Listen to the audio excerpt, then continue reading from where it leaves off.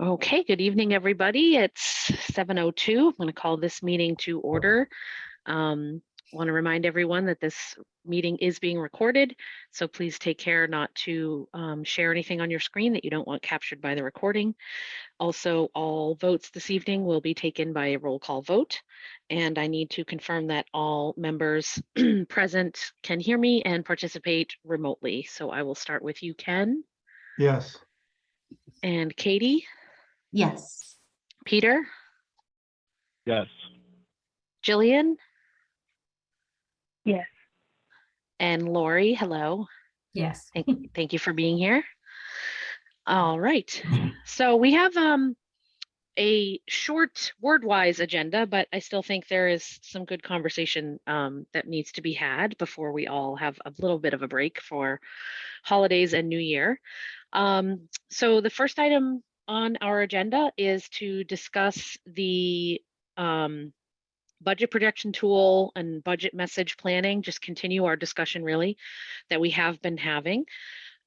We have Lori here tonight, and I had sent around, although it was just this afternoon, so you may not have had a chance to see it much yet, a draft of the summary sheet part of the Collins model that we had talked about using moving forward. And so I will go ahead and put that up on the screen and we can discuss. Because I do have a couple, I've only looked at it, sort of briefly, but I do have a couple questions, Lori. Okay. So just to be clear, the thing that Yep. you're showing is the thing that you sent us today. Yes, I believe so. Correct me if I'm wrong. No, that's what I sent you. Yeah, I'm hoping it got sent around today. Okay. And this is something from Lori. Yes. It was the emails Okay. from me, but it's a forward from Lori. Right. With the spreadsheet. Yes. Yeah, I see it. I found it. It is it. You sent it.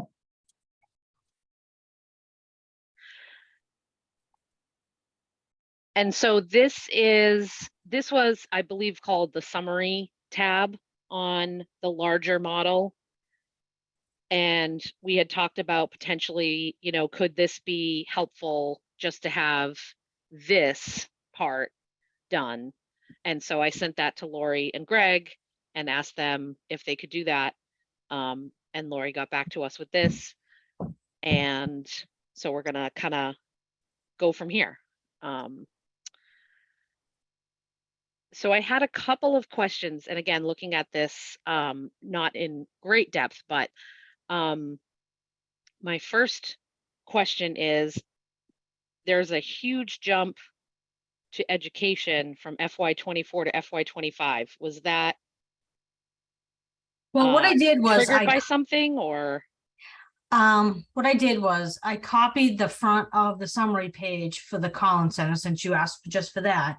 And I had updated some of the Collins Center. We're in the process. We're almost done actually updating it, but some of the assumptions are in there from before. I didn't put them in there. And okay. Yeah, I did notice the same thing for education, and I'm not sure what they used. I just left it alone because I figured you guys might want to do your own thing with it, that you guys were going to try and make your own assumptions with it. These were just assumptions that were made by the Collins Center that are kind of in there because I copied that front page. So what I did was I added 19 to it, which isn't easy to do in the Collins model because there's so many different pages that feed into one another. There's so many different formulas to update. So only this has the 19 in it right now. So I added your 19 in there. I update, all authorized. Everything in there is authorized, what went to town meeting. 24, I basically Greg did what he calls his straw man budget at the beginning, that very most basic budget, add 2% here, there, and all that stuff. So I added that in the 24. So that's all what's there for 24. It does not reflect any budget requests that we have gotten, because we just everybody just finally finished submitting on Friday afternoon. Right. So we need to take a look at what has been submitted. So we don't even know truly what has been submitted yet. And then we now have to start comparing revenues over the past 5 years, start looking at local receipts to see, is there places we need to increase or decrease?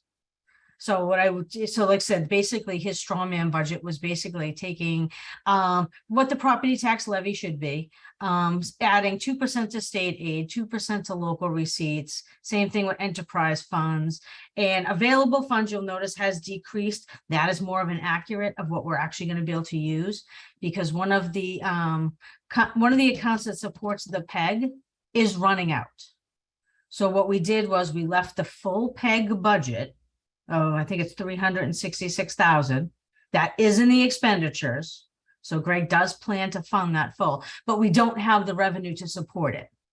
So that's why the funds and the other available funds went down, because now we're going to have to find that in the tax levy. But he did plan to fully support it, even though the revenues were not there. So that decreased. The other available funds usually would have included the MSBA reimbursement, which we're no longer getting, but we're no longer making the payment either. Okay. So that's changed. That's why that number drastically changed.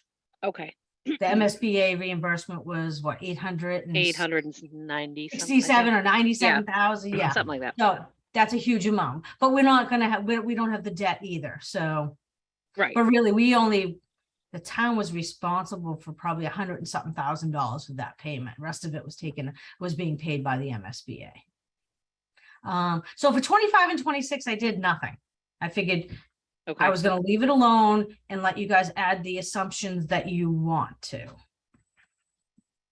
Because I wasn't sure how you wanted to use it, what you wanted to assume. Basically, I think the Collins Center, for the most part, was just adding like 2% here, 3%, assuming certain things.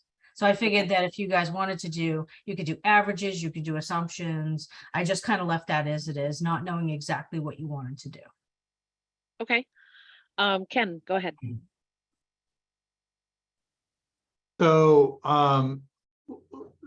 so I think for me, and I think for at least some of the other finance committee members, it would be interesting to know whether this exercise you find to be useful. In other words, having 4 years worth of revenues, having, 4 years worth of actuals. So you call them authorized in terms of revenues and expenditures. Having the FY24 budget, and then having some number of years, going forward, whether that seems to be a useful planning tool to coordinate the perspectives of you and Greg and how you see things going. Obviously, the select board, finance committee, school committee, and then frankly, town meeting voters who might be interested as well. Do you see this as being a useful exercise? Yes and no. Certain things can be predicted. This is actually what's authorized, isn't actually the actuals. It's what went to town meetings, what was authorized at town meeting. And that seemed to be what the forecast was doing. It wasn't looking at actuals. And there was no real key that I could find. I know when I was in Townsend, we actually had another PDF document. It was called a key, and it told you how to update everything. I couldn't find that anywhere in Mike's files. I'm not sure if there was one with this or not.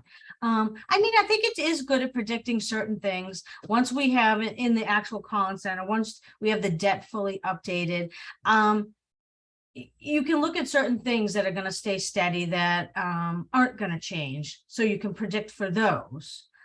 But other things are very, I don't know. It's hard to predict with COVID. Some of those years being COVID, they were so up and down and all over. No, absolutely. Yeah. And that's why I think it's very difficult. And even when we, like I said, updated to the ClearGov, they were saying the same thing. They were rewriting their algorithm because so many people were having a hard time with their forecast because COVID, the numbers in COVID just kind of really skewed them. Right. So like I said, I do find it will be helpful to look at certain trends, as it is always. We look at a lot of the revenue trends in more detail than this is, which the forecast does give you on other pages. And like I said, Yeah. we are in the process of trying to get that fully updated. But to add 19 in there, I found the problem with, I think, the forecast and why it's taken so long to update is they only had 2 prior years in it. It Right. didn't give you a lot of data, to project forward. So Yeah, putting those so- in the, huh? Right, so obviously, we have a lot of data going, back into the past.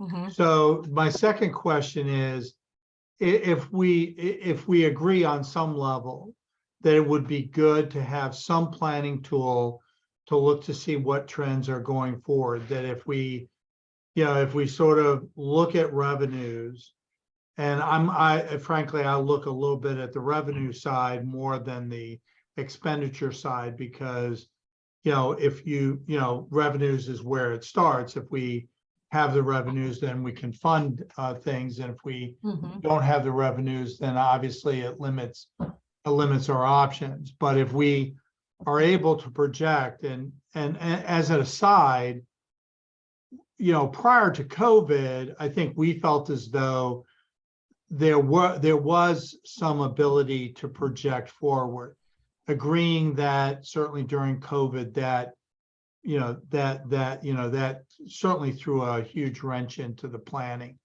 But if we sort of assume that we are, at the beginnings of a post-pandemic posture, and that we can get back to sort of normal planning, it would be good to be able to take a look into the future and project our revenues, and therefore, to be able to say, okay, based on our assumptions on growth, et cetera, here's what we see as being revenues.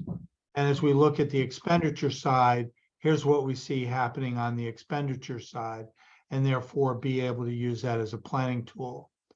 So if we assume for a moment that would be a useful exercise to coordinate our collective views going into the next 3, 4, or 5 years, would you see that being done in a spreadsheet like this, or does ClearGov have a tool that you prefer?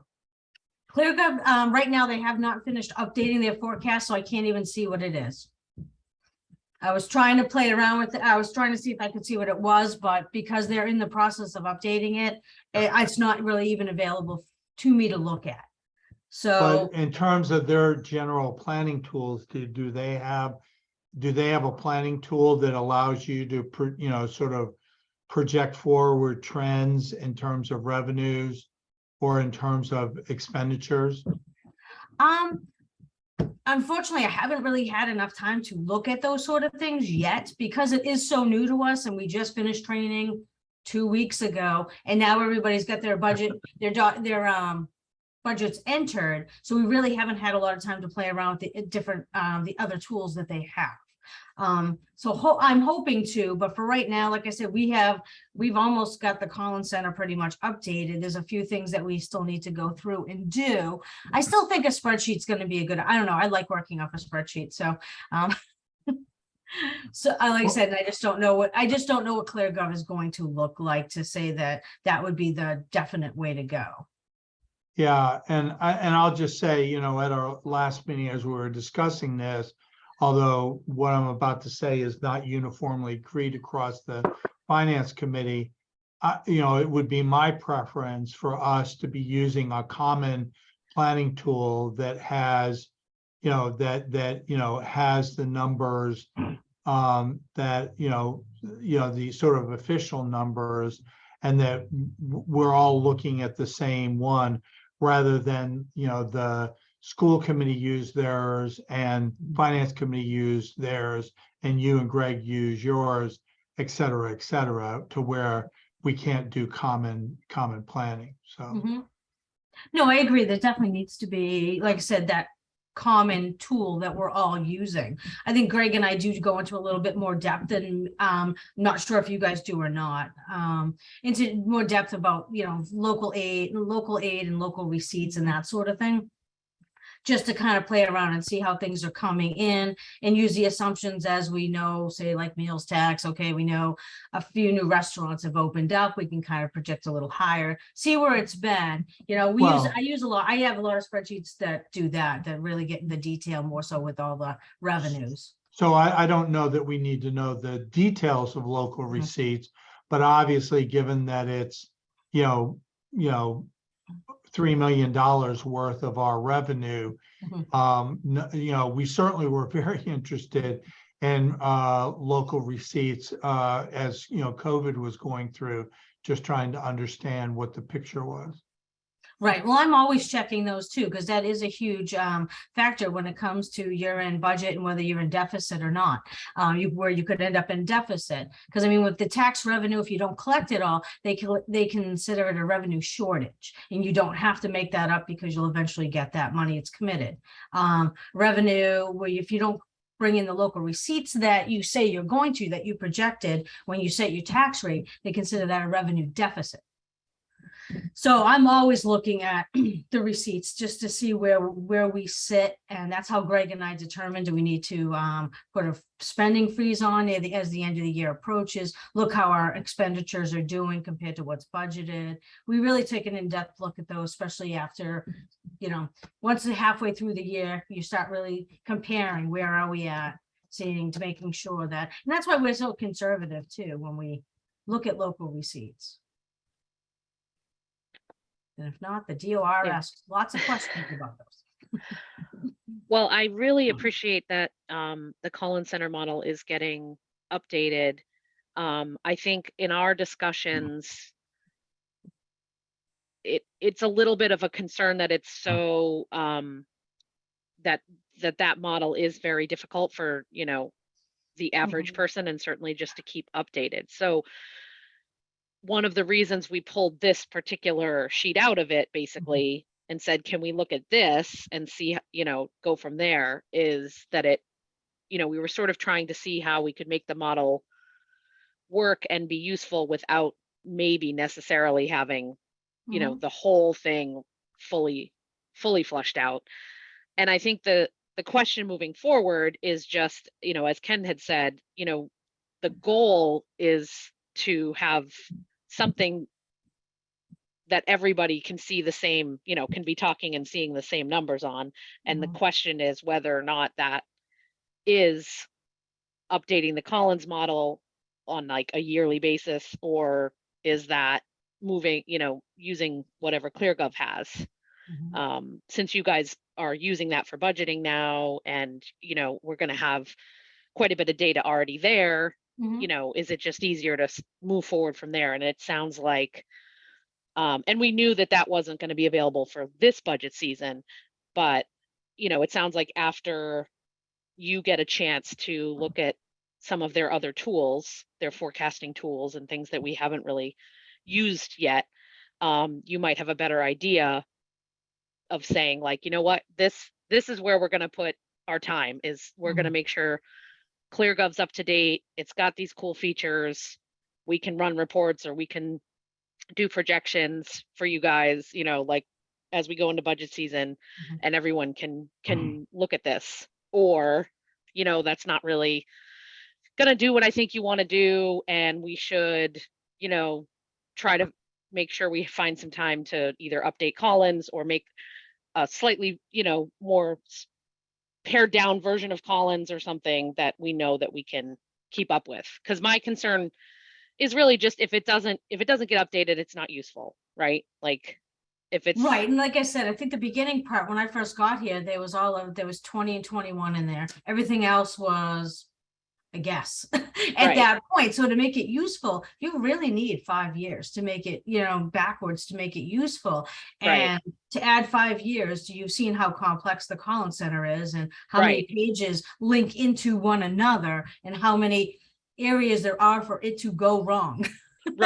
When linking all of that, Danielle looked at it. She was overwhelmed. She does finances. So, I mean, it can be. So adding all those years, I think now that, like I said, we've had a little bit longer to go. I have actual authorized in there. I added the 19, at least to this anyways. I think it makes it a little bit more useful. It'll be a little bit more useful without being as cumbersome to update. I guess what Okay. my question is, you guys have seen the Collins model. Do you even think it's something you need? I mean, there's a lot of information there. Do you find it useful for you? That's a good question. I think we were,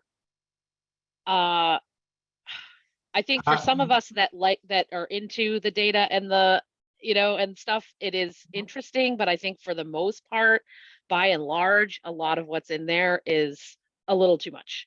To I think that you- carry out our responsibilities, Mhm. we don't need that level of detail. Did It's you not to like- say, it's not to say we wouldn't go into, like, so if something happened that was out of the ordinary, like local receipts all of a sudden went off the cliff, Mhm. then certainly we would dig into that. But if it's trending as normal, having the level of detail that we're looking at right now is what we would want to see, because then, it's just like Alana said at the beginning of the meeting, you're looking across education and all of a sudden $41 million hits in 2025. And so what assumptions is that based on, and how do we fix it? Mhm. Right, like I said, those 25 and 26 numbers are based on whatever was in the Collins Center for assumptions in there to start with, and I didn't quite look it up. I can look it up for you in a minute, but I was just wondering Yeah. I know was it Alana or Greg had sent me, someone had sent me the forecast that Bob and I guess Jillian had made up. Mm. Would you feel that's more useful? To me, I think I don't know, I guess the average person that seemed to be more useful. I think, I don't know, that seemed to have the information that you guys really needed without the 15 pages of being connected. Yeah. Alone. I looked at that and I was like, because that to me is almost like what Mike has had on it, you know what I mean? Yeah. A lot of the spreadsheets that he would track. If you guys find that to be more useful for your, for what you're doing, we can update that as well. I mean, now that I've been here a little bit longer and things are just, rolling a little bit, smoother, we're finding more time to update things. And I think, Okay. you know what I mean? Updating, it'd just be updating that one column, which is fairly simple to do. Kevin, I know So- you've had your hand up. Sorry, Yep. go ahead. So as far as the Collins model is concerned, I appreciate the level of detail, but I think the kind of the architecture and design of the spreadsheet does not lend itself to be easily modified. It's a very brittle design. So I think I'm probably not a fan of the Collins model for that reason. But I would be a fan if someone were to take like the spirit of the Collins model and be able to like implement it into a form that would be far more usable and far more robust to updates, instead of having all these cross links going across multiple pages. I think it needs like the Collins model needs like a good software engineer pass over or Excel accountant pass over it to like clean it up and like make it a little bit more usable for like the average Excel analyst.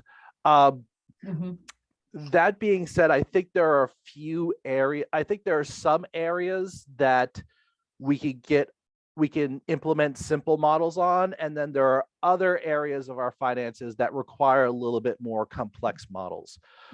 So the area that I think we can implement simple models on are on our operational budgets. I think those are just like fixed percentage, cost escalation, maybe another escalation representing cost of living increases. But I think at the end of the day, it's like a fixed percentage increase per year for like the operational budgets would be like how I would project it. The areas that I think are difficult and that would require a little bit more complex modeling are our revenues. Because as I said before in previous meetings, like our property tax levy can only increase so much as our water supply can support it, at least for residential taxes. The other area that I think needs a little bit more complex modeling is our capital spending. However, we do have some wonderful work that has been done in the capital planning committee. I believe the capital planning committee has actually a phenomenal projection of our capital spend. I mean, they've really been tracking the application. So what I personally would like to see is on the town side, on the executive branch side, like some contribution on the revenue projection, because you guys have like visibility into that this committee might necessarily not have. Like you said, like building permits and being able to really project it and know exactly like what our water supply is limiting us to. But on the capital side, I think what I'd like to see is like the capital planning committee's data become incorporated into this projection. So you want to see like they have, 5, tier 1, 2, like really need to be looked at capital projects, and they're going to cost approximately about this much. And we think we need to have those done within 2 fiscal years. Yeah, So, I mean, so you're sort of looking at like, if we had had something like that, I'm imagining, but correct me if I'm wrong in your vision here. If we had had something like that for the bleachers, we would have maybe seen or had it in our budget expenditure projection, like this $2 million coming up on this fiscal year or something like that. I think when we go into the budget negotiation, we have to make trade-offs on what we're going to spend our money on. I think incorporating the capital planning committee's data on like what projects are actually out there will enable us to see that like, hey, if we want to increase DPW's operational budget, that's going to come at the expense of the bleachers, or that's going to come at the expense of repairs to the Fowler School. I don't think we've had in the past. I mean, I'm new here, so maybe correct me if I'm wrong, but I think they put a lot of work into it. There's a lot of wonderful data in there, and I think this would result in a significant improvement in our ability to make trade-offs that are reflective of the desires of our residents and town meeting voters. Okay. Any other members of the committee have thoughts on this sheet or on things that Lori has been said so far? Yes, I do. Okay. So let's see. One, I do think we're better off with a model more like the old Bob Jillian model. Which essentially is what the spreadsheet is. I think we should spend some time looking at this, trying to figure out what more detail we would want. So I think we could do this with more detail on, both revenue and expenditure a little bit, depending if there's areas we want to focus on. I don't think we need it tied into the whole Collins model thing in order to get at what we want. I would try to drop out some things from this. So, and I think I said this last time, but I would take enterprise funds out. Enterprise. Just don't serve that much purpose being in here. I would second that. Yeah. And then we might want to reorder some. It's just the way the Collins Center decides to lay it out, that, they're doing the, state and county assessments, differently than we would normally look at them, where they're, netted out of state aid. And we're not tied to that. We don't have to do it that way. If we like, if it seems like Greg and Lori and, past practice anyway, are more comfortable ordering things slightly differently, I Mhm. would go with that order just because it's what we're all used to seeing. The one, on expenses in particular, I think it might make sense that we would try to pull out debt, or maybe, show some more detail on debt, particularly if we're trying to bump up a capital line.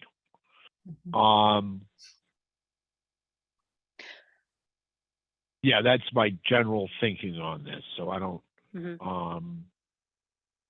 No, I guess agree. I'd almost pull it out of the Collins model spreadsheet completely. We could talk about what detail we want and how we get to, the data that to then support what we're going to put in this. And yeah, maybe there's one revenue page, one expense page with greater detail. Mhm. But I kind of would go that way.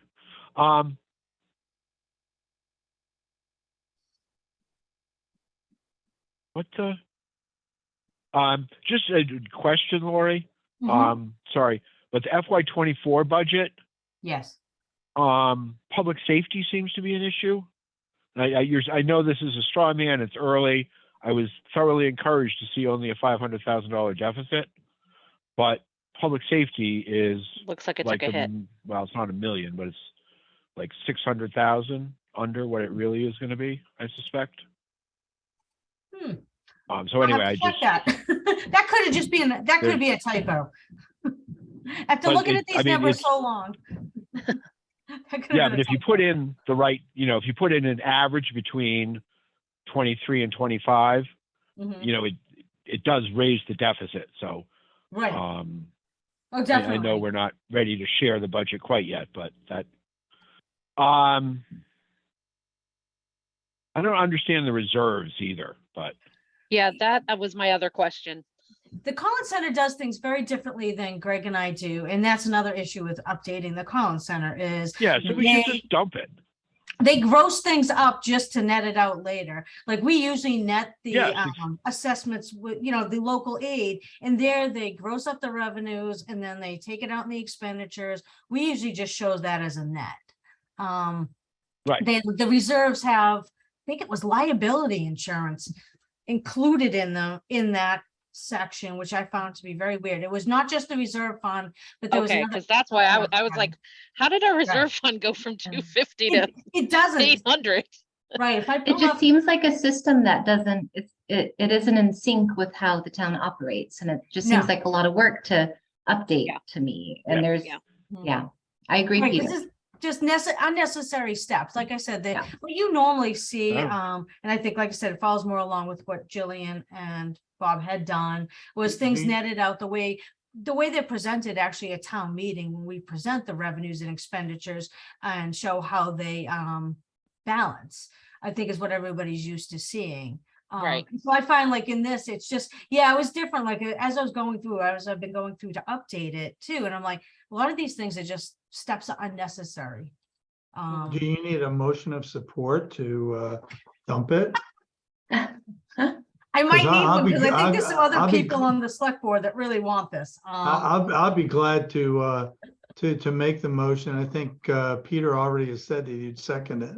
Yeah. I mean, the But- hours of conversation we've Well, had over wait, it what was the comment about? alone Yeah. is a lot. What was the comment about the select board? Are you I- saying they're really into this model? I know there's one select board member that really wants this updated, so Well, I don't know if but I'm gonna get I away don't with know getting rid of it. I don't know if they're 100% into that specific model more that they are, and I don't want to speak for them, and I'm not even sure who it is that is really pushing for it at this point, but I think we're all on the same page of wanting a model Mhm. that we can all look at. Yeah. And I think, we got a grant for the Collins.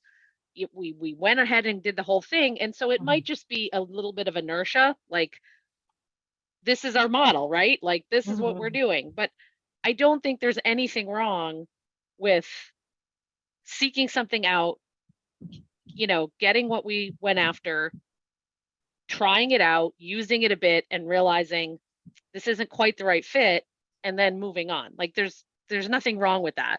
No, I mean, you know, That makes the you, most sense. you- So, you but I take- just think there's some resistance, like, well, we paid for this. Well, we got a grant, you know, we went ahead and did this whole process, so we should use it. well, that's like saying, you know, I took somebody out to dinner and because I paid for dinner, I got to marry her. I mean, you know, it's like, you know, No, and again, I don't want to speak I for mean, them. it's at some point, if it's not a match, it's not a match. I Right. would, my guess would be that if, you know, we all came to the conclusion that there isn't a better option to be had, that Mhm. would be all right. I think it's just, Mhm. this is the one they're looking at because it's the one that we worked to have done. Right, and I think they feel that if it was updated, if we could get it updated, they want to see how it could be used. I guess Right. before we determine that that's Yeah, not I what we think want to use. there's some thought that it was never really given its due, given a Yes. good chance, and Yeah, so COVID played into that, and So you let's know. take it out for a second and third and fourth date, okay? And All right, hold on. Jillian's had her hand up patiently. I'm gonna go to Jillian. So I just want to jump in and say I think the most challenging part with the old quote unquote Bob and Jill model is that Right. there's a lot of people who you could get buy-in for maybe a 2-year projection, but not a 5-year projection. At least back then, there were a lot of people who felt that was projecting out too far. There's too many unknowns. Mhm. So, you know, I think we might want to get on the same page perhaps with a tri-board meeting just to see Mhm. where everyone stands before we spend a lot of time on this. Because when I did this with Bob, we spent a lot of time on it. And then everyone was like, oh, we can't predict that far out, you know, for XYZ reasons. You know, and at that point, some of the people on the select board only wanted to project a year out and they didn't want to do any projections at all. So, you know, I don't know where that stands currently. I know there's a lot of different members on all the different boards now. Yeah. Mhm. But, you know, I don't want to make a tool that's just for us to use and nobody else Mhm. cares about. I don't think that's necessarily helpful. But I that's think just no matter my what tool opinion. yeah, no matter what tool we use, 5 years is still difficult. It's good to have. It's good to try and look that forward with certain things, but like we all know, things change and it is just a projection. So 5 years. Right. is And that's, difficult. you know, I don't want to have people do all this work if we think, you know, maybe 3 years is more realistic. You know, I also don't want to live off in la la land, like, oh, we're going to make a 5-year projection and it's not helpful at all because it's just not reasonable assumptions or something like that. I think where the 5 years came in is that it was easy for us with 1 year, a view that's 1 year into the future, to say the negative number's not that bad. And even 2 and 3 years wasn't that bad. But when you projected that line out 5 years, that gap started to get big enough that you're like, look, we've got to take some sort of action to fill that gap. Mhm. Now, I wouldn't say it has to be 5. If we came to agreement on 4 or even 3, I suppose that'd be okay. But 1 year projection is nothing. It really, it's just too easy to. Right. I'm not disagreeing with you. I'm just trying to get a lay of the land to see how other boards and members who might want to be using this tool, not just our committee, could actually feel about it. Like if they initially are just like, heck no, this isn't going to work. I feel like we need to do some tempering of expectations and testing the water too before we spend a lot of time on it. But to be fair, Mhm. part of that, and what I think Ken was getting to is, I mean, we came up with that model, showed a, you know, I don't know, $2 million deficit in year 5 or something. And, you know, we're all talking about overrides and stuff. And I think the select board was somewhat reacting, saying, hey, wait a minute, we go through this every year, but we always manage to make the budget work. And really, your projection tool, you know, can't be that good if it's saying that, because we always make it work. And so, I mean, I think on the basis of that they're hesitant to then trying to be making sweeping changes to address some deficit 5 years in the future. So part of it is, I think we need to get them a little more bought into using a tool that really, does look out of, I would say, definitely more than 2 years or 3 years. Mhm. And then, we have to be willing to play with it too. That, it's Yeah. just, it's a model that's a work in progress. And, that's also why I think it would be useful to do the retroactive look. Mhm. Yeah, I was gonna say, actually, I with would, this, we could do it. yeah, I would We could love to apply our see. assumptions to FY19 Mhm. and see where we get to, and then see what, 23 really is. Yeah, I'd Um, be interested and to why we're see not some in deficit.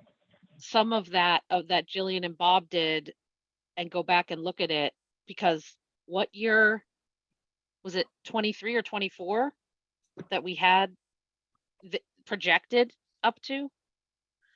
So it'd be interesting to see what the actual and and what the projection had, and why that is, if there was a cliff and we didn't fall off it, but at what, you know, at what cost? Was the cliff $2 million and we now are $2 million for bleachers? That's kind of a simple, like, oh, well, maybe that happened. I know you can't really draw those direct lines, but you know what I'm saying? Like, it will be interesting to see, and draw some conclusions from that. I also just want to remind everybody, and Kevin, I know you have your hand up, I'm going to get to you right after, that Bob has offered to help. So particularly if we think it might be helpful to go take a second look at the Bob and Jillian model, as one of the original architects, I think his help could be Mhm. very valuable to us. Go ahead, Kevin. Okay. So first order of business, I would be fully in favor as our next course of action of calling a tri-board meeting to get alignment with all of the committees. Second comment is that on the topic of how many years to project forward, I personally would defer to DPW/Capital Planning Committee. What I would ask them is, like, how many years can you realistically delay a project? Like, what's the maximum amount of years you could delay a capital spend? Because that's really like the lever we can pull on the finances. Like, we could reduce operating budgets, but the other lever we could also pull is, like, we could consciously, not unconsciously, and then react later when it all collapses, but consciously delay a lower priority project into a later year, with the understanding that if we delay, it's going to be bump up in priority possibly. But that's one of the levers we can do to level our spending. The other lever we could pull is, again, on the capital spend, is to levelize our bond payments. So that our debt servicing costs, because there's always talk in the CPC, well, like, we have the golf course payment, and if we add the bleachers in, that's going to blow out our budget. Okay, so that means you may have to delay the bleachers. I'm not saying they're going to, but that was the conversation they were having, is like, oh, like, having both golf course payments and bleacher payments is going to blow out the budget, so we have to look at delaying. So I think the key question to ask, like, the relevant infrastructure committees, is, like, what's a realistic time frame that a project could be from realization that the project's needed to actual implementation? What's a reasonable amount of time frame that you could maximally delay that project for? And that would be my target for the number of years you would project into the future, would be like the maximum delay of an infrastructure project. Mm. And then my third comment would be on, like, how I would outline the outline of what I would see as the ideal model. I think there are two sections right now: revenue and expenditures, correct? Yes. Yep. So I would actually have three sections, plus the totals and everything. I would actually have three sections: revenue, operational expenditures, capital expenditures. And what I would do with capital expenditures is capital expenditures would be the one itemized section, Because again, like individual projects could have a huge impact on the budget, like schools or the bleachers, even that's like $1 million, that's $1 million plus dollars. So those are major things that could possibly be taking chunks, huge chunks out of someone's operational budget. So like I really feel like we need to, of all the sections, we really need to itemize our capital expenditures. And then my fourth comment, and again, on the idealized model, is that my idealized model would be that it would be very easy to do a scenario analysis with. It has a lot of accessible levers you can pull. Like, okay, what if I only increase the operational budget of public safety 1% per year? Or, okay, what if I delay this capital project? Those are the kind of levers I think we should be pulling with the model, so we could do a scenario analysis. And as we're doing the scenario analysis, we're having our negotiations. And then we can see the impact, hopefully fairly quickly, we can see the impact of what a proposed budget plan would have on future years.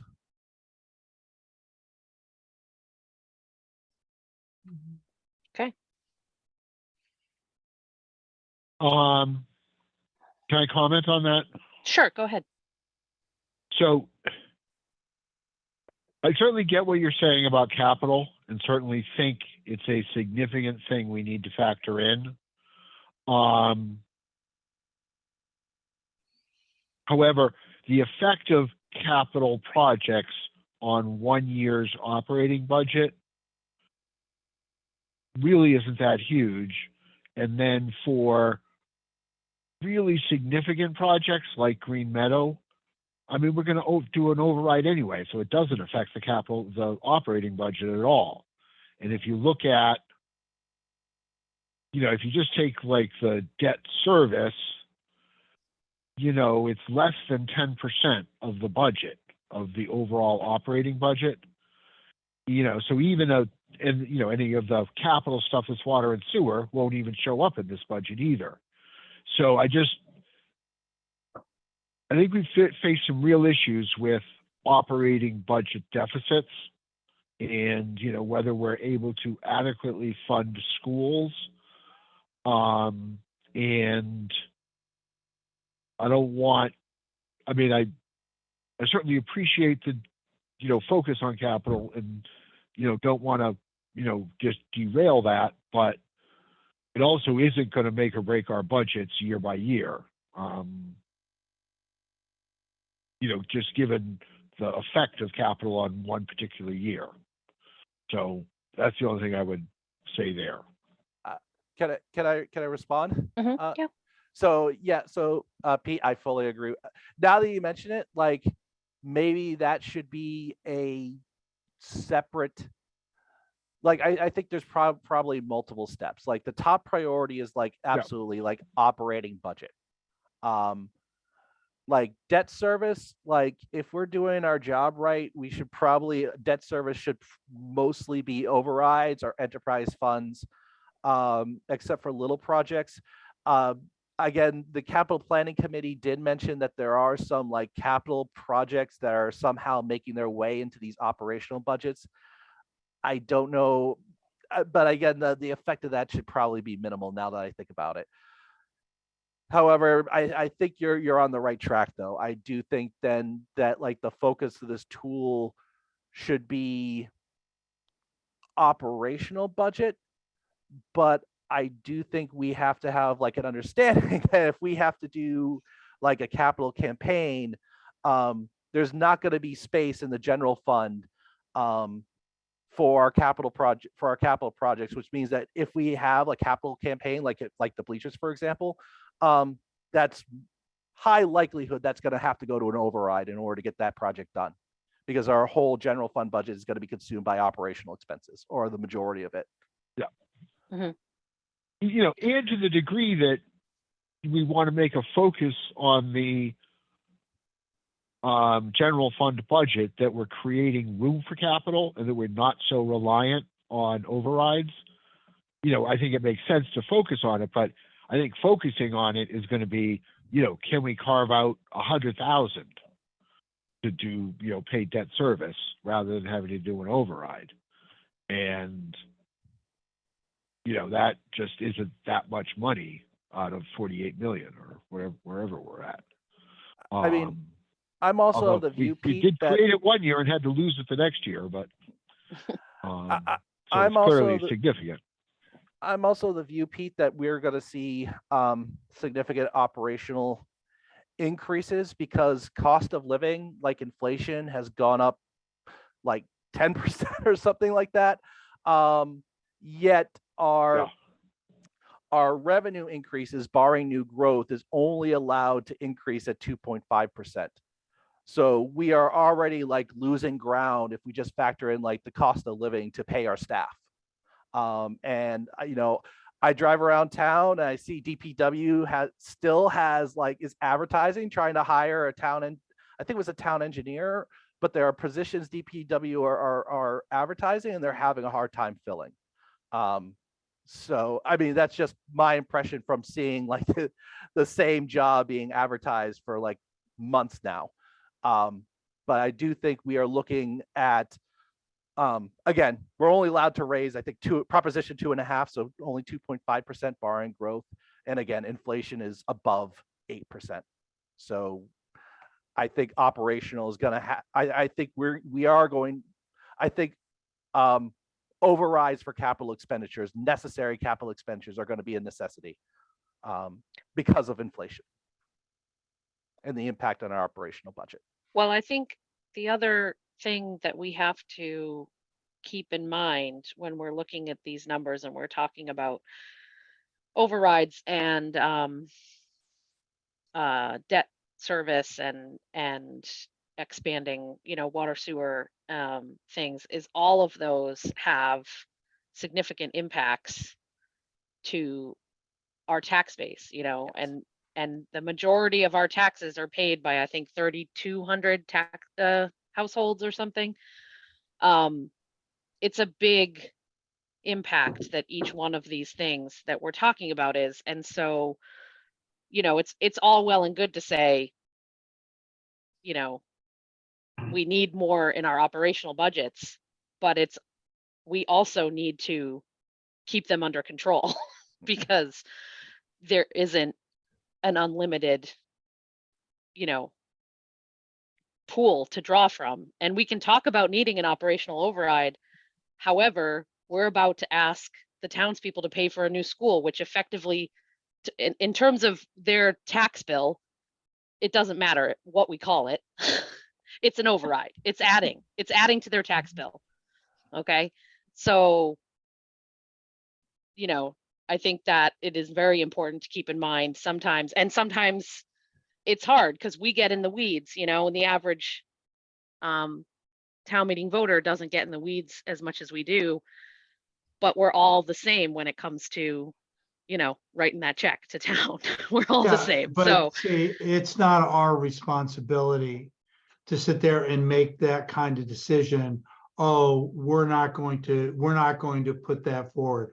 Our responsibility as a finance committee is to present the information to town meeting voters. And if in our opinion, we should be considering an override, or we should be considering an expenditure in some area, we should be presenting that. Even if town meeting voters vote that down, that's fine. Our role is not to be making those decisions. Our role is to be providing those information on those decisions to town meeting voters. right. And I like the idea of taking a little more of a proactive approach in terms of trade-offs. I think sometimes that's something we have really wanted to see, because again, I think that's one of the things that sort of gets lost in the process sometimes. Things get dropped off a budget from, you know, number 20, budget 23 to 24 version. There's so many, you know, and we don't really expand upon necessarily what got dropped off and why. And I think that is very important. I think this is kind of a discussion for the tri-board meeting, but like the reason I'm proposing this, like that we let capital expenditures go to override is for planning simplicity. Because to Pete's point, like we could, if our planning tool is like has all these itemized projects included into it, and remember, I originally proposed that, but to Pete's point, which I agree with, is that it's going to make planning a very arduous process. So for a simplicity standpoint, I think as a starting point, we focus, like the way the budget negotiation goes is that we have this tool where we estimate operational budget versus revenues, and we see like what the excess or shortfall is with people's operational budget proposals, and oh, we're going to have a shortfall or we're going to have an excess. And then possibly what I would suggest to accommodate your point, Alana, is that we then have a separate tool that kind of summarizes the results of our operational budget, but then incorporates capital expenditure, then incorporates enterprise funds, so that we could see, and this would primarily be a tool for our job specifically as the finance committee, which is to present the trade-offs and impacts of proposed articles to town meeting voters. And what we would do is we would take the enterprise fund, we would take the result of this operational budget tool, which would be this spreadsheet right here, and we would take the CPC's capital expenditure data, put it all together, and kind of summarize it for town meeting voters. We would say, okay, like if we do all this, here is the tax impact, here's your cost impact to your water and sewer bill. Yeah, I mean, I think, I agree with Ken's point that it's not our job to make the decisions. But I also do think part of our job is just that, exactly, to present, what this means. And like we've talked about, part of the reason that we like having a tool that goes, say, 5 years out is there are certain things that we know, or we're close to knowing, like Green Meadow, when that's gonna hit on our tax bills. And so it's helpful to be able to say, and Ken has said this in the past too, I know, to say to town meeting voters the larger picture. If you vote, because a lot of times it does seem a little piecemeal. It's like, yeah, we support this addition, we support this addition, we support this capital expenditure, we support this. But to also then be able to say, we support this, however, this is going to be your tax impact. And just so you know, next fiscal year, this is also going to be your tax impact, because we know it's coming too. So that town meeting voters can get a broader picture and say, okay, I get it, and then it's up to them. So may I respond, Madam Chair? Yep. So I fully agree with that. But I'll just point out that like estimating that total, like summarizing that tax impact, given the complexity of like our capital expenditure, like that is a momentous undertaking. That's going to require a whole lot of man hours to put that tool together.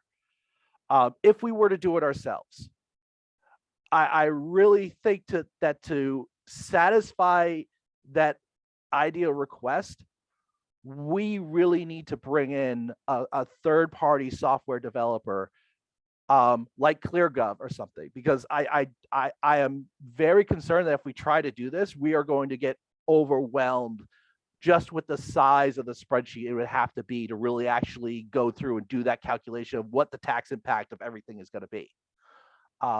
So I fully agree with you, but I think like that to go in that direction would require to have ClearGov up and running. Lori, do you have any response to that? I don't really think ClearGov is going to be able to, give you what you're looking for with regards to impact to your taxes. That's not what that is for. There's actually a tax impact calculator on the DLS website. So you can go on there and do a preliminary, and it works good with debt. Because I've been playing around with it recently too, with the Okay. school. With regards to the school, is you can look up the town, it gives you the most recent tax rate. So it shows you exactly what we just did for FY23. The tax rate is set. And what you'd go in and do is you do the additional. So we're looking at obviously the school. So what you Right. take in, when you want to put in the additional money to add to it, you would put in the payment, the amount of the bond payment for that fiscal year. You don't go in and put in $54 million school, because that's not what Okay. you're adding in 1 year. You're Right. adding the bond payment. So in that regards, it takes a lot of different steps. Like we reach out to bond counsel to find out what the bond payment would be for the next 30 years for projects. You would add that amount there, and it will give you a quick calculation, but it doesn't calculate any new growth and other factors that come into play. So certain things we don't know until it gets closer to setting the tax rate. So there's a little fluctuation, but it will give you a basic Okay. idea of, say, what an override or what a bond payment would do. Say, I forget what it is, the $54 million, whatever it's going to be, like a $3 million payment, say, just for example, you would put that $3 million into that calculator up top, and it would show you the impact. It would give you the tax rate. It separates it out by, like, if your house is worth, 100,000, 200, 300, 400,000. It's actually a really cool tool. And actually I did it. I kind of played around with it because bond counsel has been doing some work for us. They look at tax impact of, say, a borrowing. So when we asked them to do up some preliminary debt schedules for, say, the Green Meadow School, and we look at whatever it is, multiple, if this building's going to cost, say, I don't know, the original estimates were what, 43, 46, something like that. So we do multiple ways: level debt, declining debt. And then they can take those numbers there and actually look at the impact it will be to your taxes. But it looks at, like I said, it's not exact science. So I'd hate to Right. constantly tell people that and show people this at town meeting and then have it be different, because there are many factors that go into it.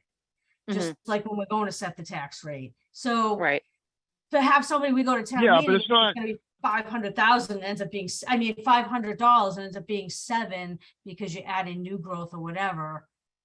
I feel like that could be kind of dangerous. yeah, but I do think there's a way, without too much complicated modeling, to say, these are the big projects, and, a school, it's going to be roughly $400 or $500 a year. Mhm. If we do, $5 million for roads or for sidewalks, it's going to be, $200 a year, whatever. We can Yeah. give approximations without, we're not telling them what it'll be, but this, Right. it's more like, if you vote for this 200, don't forget we got the 500 coming up next year. Mhm. Yeah. Let's say, you Can I go get back for 1 second? approximate Oh, on big yeah, projects like exactly. that. That's all Yeah. we're trying to do. Is do Mhm. approximates. Yeah. I just want to chime in 1 second on both. I believe Ken and Kevin talked about the need to give town meeting voters information, and we're not decision makers, we're just presenting information. That's somewhat true, but we're also charged with making recommendations, and the recommendation is, I think of it as, this is how I'm going to vote at town meeting, and I get the added advantage of having all this extra information. So I'm not wild about, just saying, we're going to put all this stuff out for people to decide. If we think it's really stupid to build the alumni bleachers, we're going to say that, or we should say that. And it's not just for town meeting voters to decide. We're supposed to make that decision.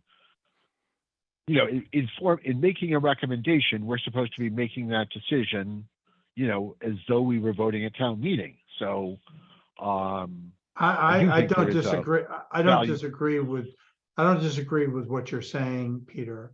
What I was trying to say Yeah. is, as we're looking at it, if we see a bad option, we should not ignore that bad option. We should be sitting here saying, here's the range of options that we looked at, and here's Yeah. our recommendation. And yes, you can do this, but here are the implications of this bad option. Hence why we're making a recommendation towards the new. You don't just sit there and say, well, I've already decided I'm gonna vote for option A. And so I'm not even gonna put forward any information on option B. It That's, depends how silly option B is. You know, I don't want to spend a whole lot of time debating a $10 million override or cutting the schools 50%. Neither option's all that viable. So it depends on what option B is. But yeah, I get what you're saying, Ken, and I think that's right. But I don't think we have to explore everything and present information on everything. Alana, can I just make a short comment? Yep, sure. So I'm thinking with this tool, we shouldn't try to do everything all at once. What I'm really talking about, like I'm sorry, the we should or operational we budget, shouldn't? I'm Should saying not. we should or we shouldn't? should not try to do should everything not. all at Okay, once. sorry. We should take it step by step and take baby steps at first. I think there are probably Yes. like we've discussed like two primary objectives. One of which is to balance the budget. The other one is to inform town meeting voters of the tax impact. I think that first objective of balancing the budget, or at least balancing the operational budget, is a far easier task than trying to estimate the tax impact just with the amount of bookkeeping involved. So what I would suggest, just as the first step, not necessarily the last step, but just as a first step with this tool, that we focus on operational expenditures and balancing the operational budget. And then later on, seeing if we can expand it to include like tax impact calculations for capital spending and enterprise funds. Okay. Lori, when you All right. say you're close to updating the Collins model, as instructed by the select board, Well, they didn't and instruct me us to. too. They've, Well, they've said they would like it. I was Yeah, gonna okay. say, certain members have So- said they'd like it. I'm just trying, so just for moving forward, and this has been a really good conversation all around. Thank you, everybody. Is that something, do you have any sort of an estimate on when you are going to have that done? Or is it still the amount of work that, say, if we all here were to maybe want to go toward the Jillian Bob model or something else at this point, would it be worth you not continuing to work on the Collins model? Like, do you see what I'm saying? Like, how Yeah. close are you? Is it like, Well, I no, think- let me just finish this because it's really, like, I'm so close, it's worth just taking a look at? Or is it like, I'm still in the slog here, but I'm gonna do Well, it it? all depends on how many links I break while doing it. To tell you the truth, and like I said, I added 19 on yours because it was easy. To Yeah. add 19 in the Collins Center is Right. not so easy because you have Sure. to add it to each page and link one to the next, to the next, to the next. And I think that's what some people don't realize, how complex this thing is. Like, I know Danielle does because she tried. Yeah. It's very complex. So I don't, honestly, I don't know. I haven't tried to add 19 yet. Like I said, I'm almost done updating what was in there. Like I left Okay. 20 and 21 alone. I'm doing 22, 23. Okay, so Um, if we just go from 20 forward, mhm. is that, are you saying it's not too much work left on your end? I don't think so, but I haven't checked all the links. I gotta make sure everything still Okay. works. Like I said, there's still a good amount of work to do. It's not, I'm kind of like picking up and putting it down in between all Right. the other stuff I'm trying to do. I mean, I did Mhm. work hard to try and get this done for you guys for your meeting, so you'd have something to use Right. to try and project out. Mm. But I'm not exactly sure. It all, like I said, every day is different. In between, I'm working on it. Now we're gonna start collaborating on what the 24 budget is too. So I'm not exactly sure. Okay, Hey, Alana? Yeah. I would propose as an action item that we reach out to the other members of the tribe, other bodies of the tri board, and we set a tri board meeting to discuss possibly deprecating the Collins model and making Lori's life a little bit easier. well, I think it's likely something, I mean, I understand, Kevin, but we're going into the holiday season and we already have a meeting of the 3 boards scheduled for February. Mhm. It's not an easy thing to get the 3 boards together. Mhm. I don't know that getting together just to discuss this is going to happen certainly before the February budget meeting. Mhm. I just don't, I mean, correct me if I'm wrong, everyone else, but Mhm. we don't call tri-board meetings frequently. No. It's usually quite a deal to do so. Mhm. And Not wrong. yeah, okay. And so while I applaud you know, that would be lovely. I just don't see it happening certainly before the February meeting. I think, you know, potentially we could talk about this a little bit then, but my thought is really that between, you know, maybe the chairs of the boards, Lori, Mhm. you know, we could probably figure out some things, you know, Mhm. come to some resolution on which direction to go and then Mhm. go from there. Absolutely. I think, okay, that's Yeah. certainly an acceptable option to me. I think, you know, I think what's key is getting all of town government, all of the relevant bodies of town government aligned Mhm. on this, and that we're not giving Lori like contradictory requests. And Lori, Right. I tried to make your life easier. Thank you. I Yeah, appreciate no, it. I don't, and I 100% agree. I don't want one board asking for the Collins and then us asking her to update the Jillian Bob and then her using ClearGov for the same, you know, purpose, but adding it in a different way. So I think we're all on the same page that coming to some agreement on a budgeting and forecasting tool is imperative. Mhm. May I ask a question of Lori? Mhm. So Lori, Collins model, it was Bob's model or ClearGov. Which of those 3 is your top preference? Well, I don't To know use- what ClearGov can do yet, so I can't Okay. really speak to that.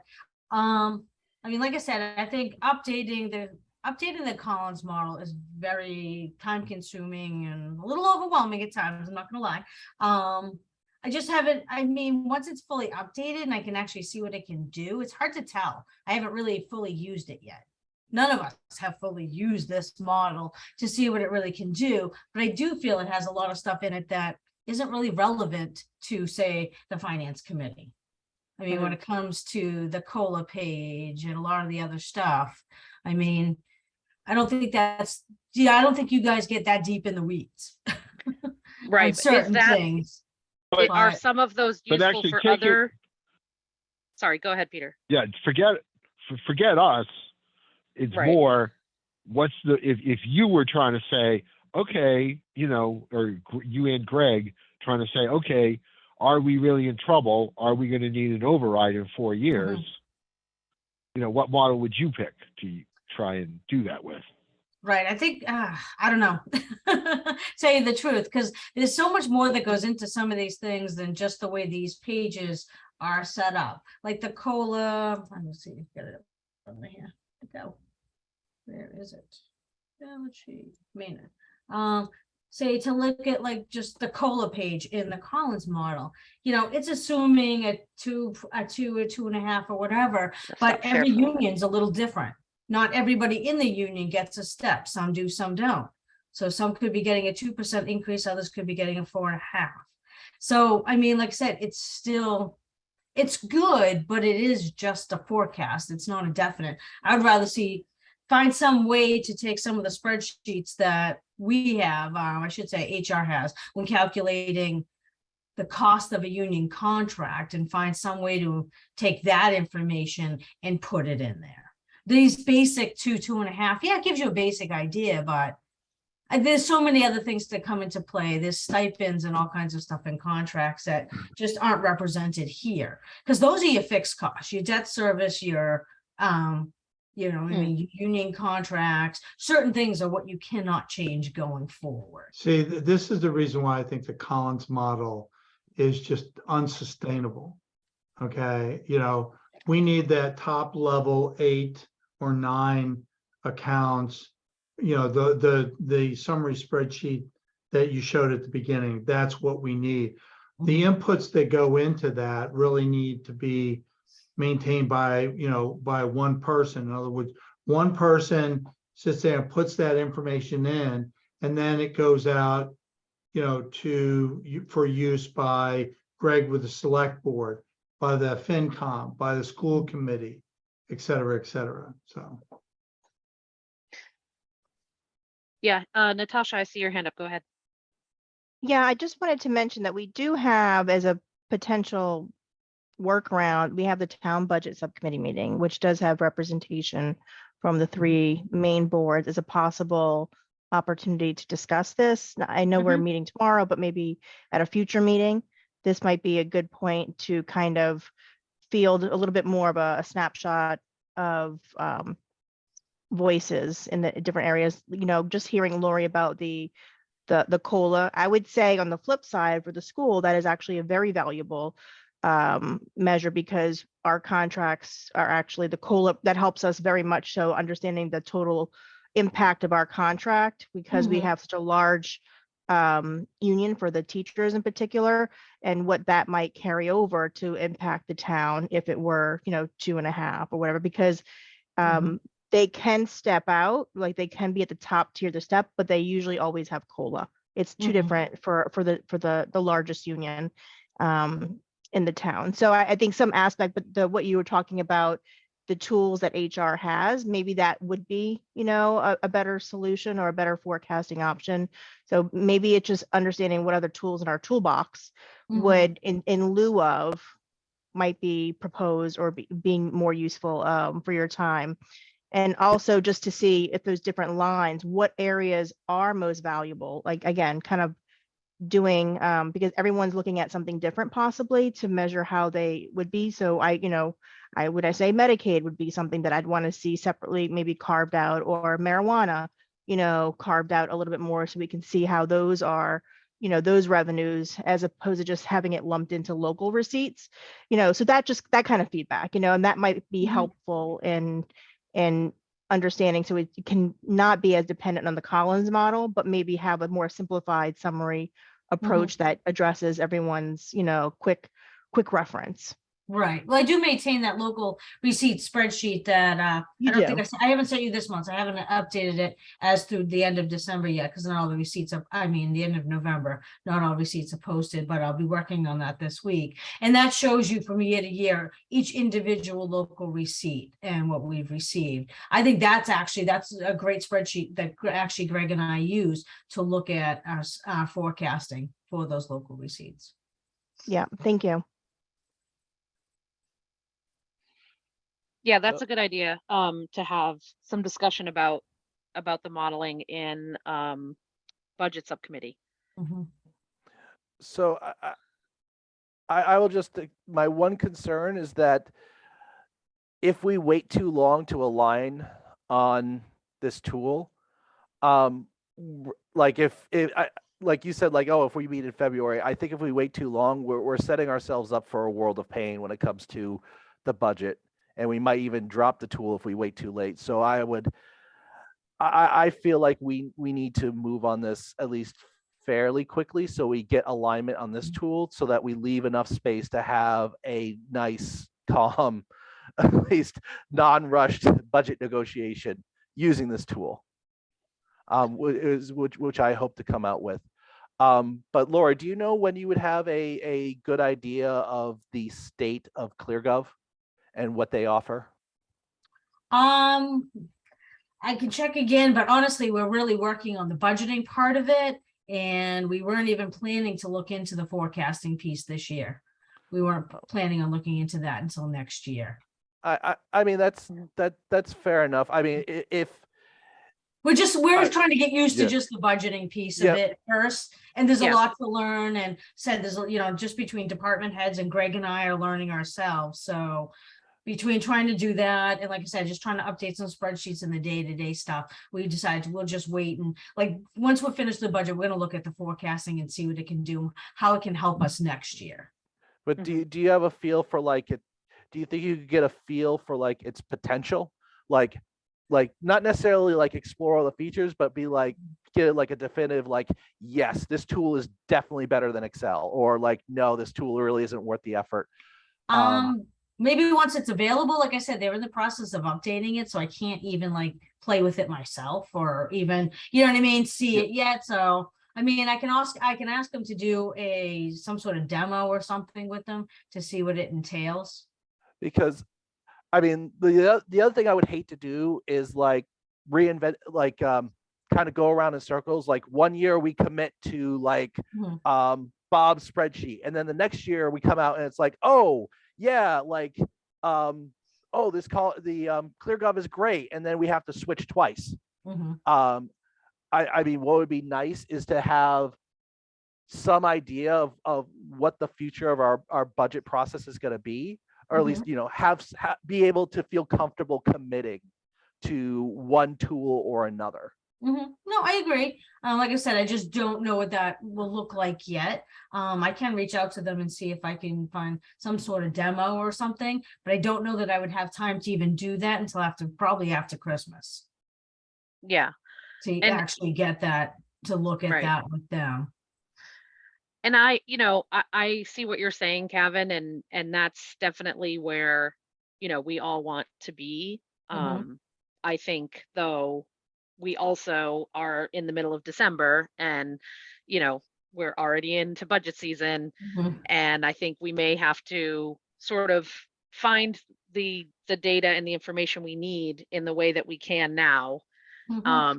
And even if we switch away from that, in a subsequent budget season, I don't think that means that was necessarily, wasted time or a bad thing to have under our belts. So I think if we, I think we need to keep our options open. And I think, it seems to be that there are some people that would like to be sure that we give the Collins model a good look, and then and go from there. So I think we are we are in a little bit of a transition period with it.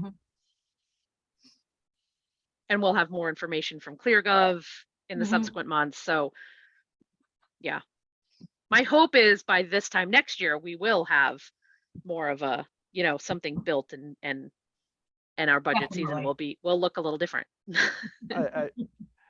We're moving towards that, definitely. Yeah. So do you feel like we may be doing too much if we're trying to talk simultaneously about the future and doing budget season? Like, what I'm trying to get is like, do we want to like just for just this budget season, do we just want to commit to like one tool, with the realization that like ClearGov may be in the future, but if we say like, okay, we want a tool that's ready now. Like if you were to say like, okay, we got to commit to a tool today, I'll just stop talking about ClearGov until like July or whatever. But I'm just wondering what people's thoughts are, if we want to like continue like discussing which tool to use, or do we just want to like commit to a single tool and just run with it for this budget season? Yeah, that was kind of what I was trying to get at, is with asking Lori how much more updating she had to do for Collins. And also, I thought I was kind of surprised to hear you say, Lori, that you'd be willing to update the Jillian Bob model. That actually follows a lot of the budget spreadsheets, so it does. Yeah, it doesn't seem like that would be right, as difficult to do. Right. And like I said, Bob's also willing to step in and try to be helpful if he can. So I guess that's my thought right now, is if we would like to take a second look at the Bob and Jillian model and see if that might be helpful. And then, like, yes, we would have sort of two working. We would have the Bob and Jillian model and the Collins going at once, which is not ideal.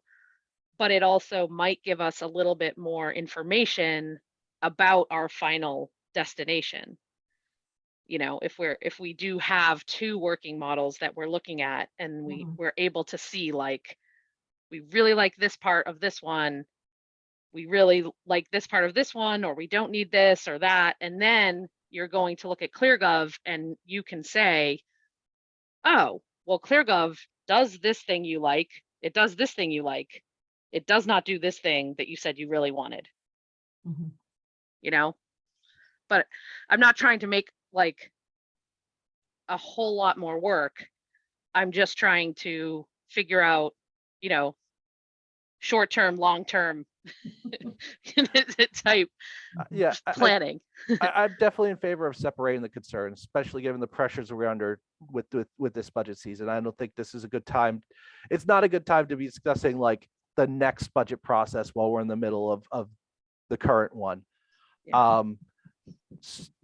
What I'm wondering is, do you think we as a committee, do you think we have an appetite to actually set a deadline for ourselves to say, like, you know, to commit to what our preferences are?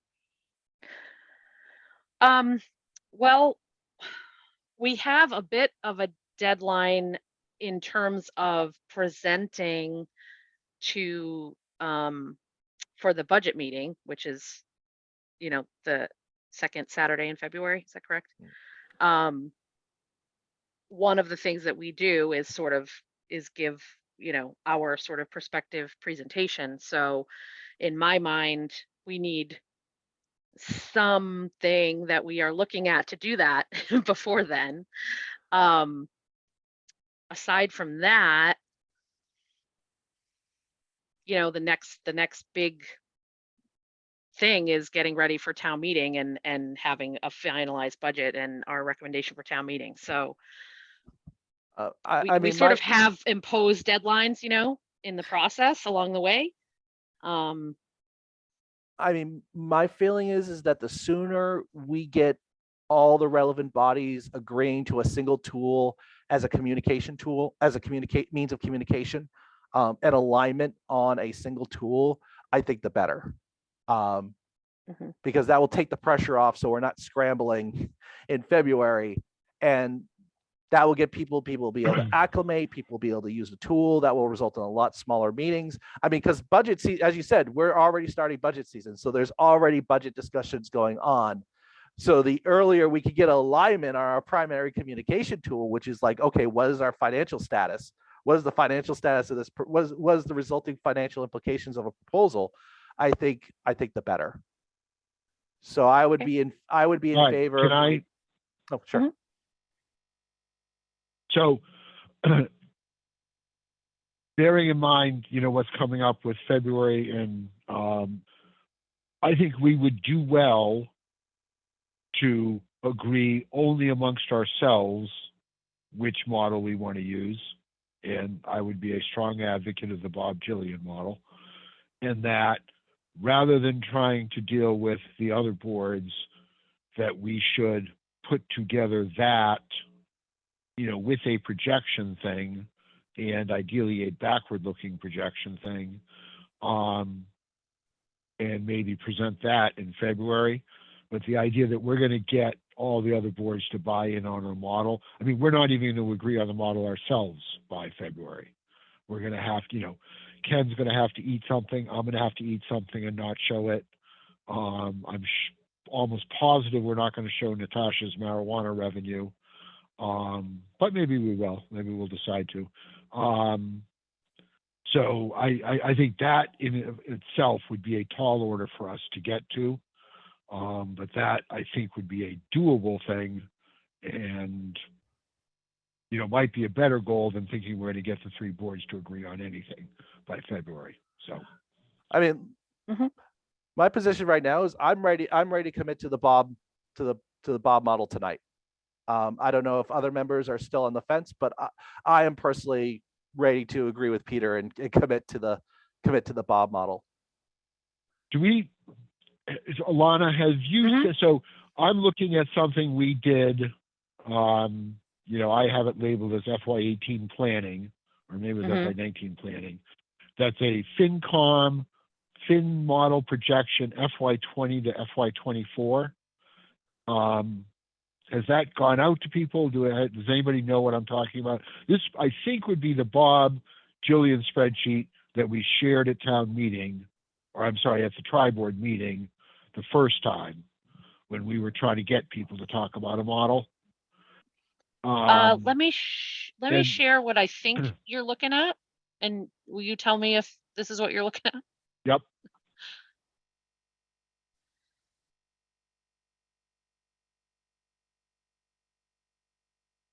Huh. Interesting. Some of the numbers are slightly, oh, that has an override in it. So it's close to that. And I mean, we could work from that. But yes, it has way lower deficits because there's an override in there. That might have But, been an assumption put in. Yeah. Yes, At some exactly. point. That's what we can play with. But yes, so I think, well, what I would suggest the issue would be is to look at that model and not the graphs. Mhm. But then it's mostly the labels in column A there.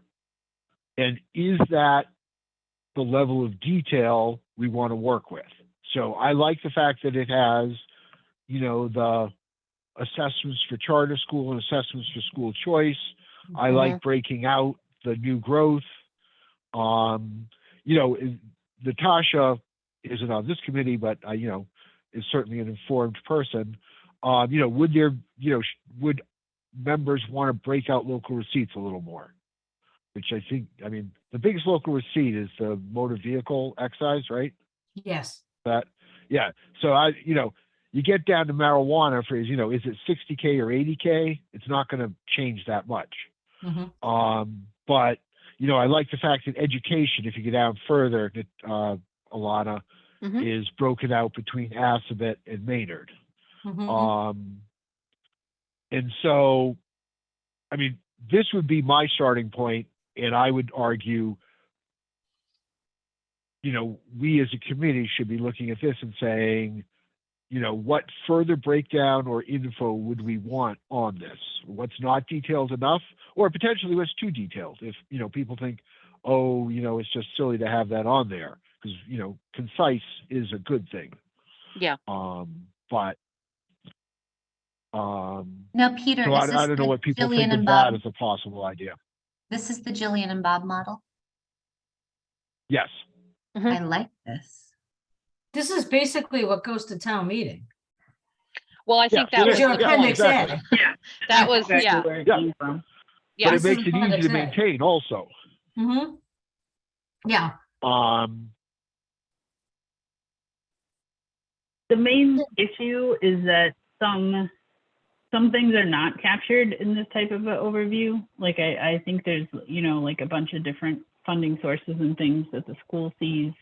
So this is like the high level, I don't know, few budget items that we vote on in article, whatever it is, in every annual warrant.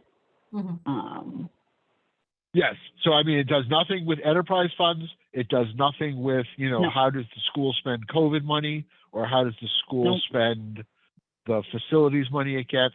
But I mean, we've never traditionally looked at that very much either. So No. it is strictly focused on the general fund. Yes, and I wanted to make that like super clear to the rest of the committee. This is like the general fund. It's not like all the other things that are going on in the town. It's not every single detail like in the Collins report. So Right.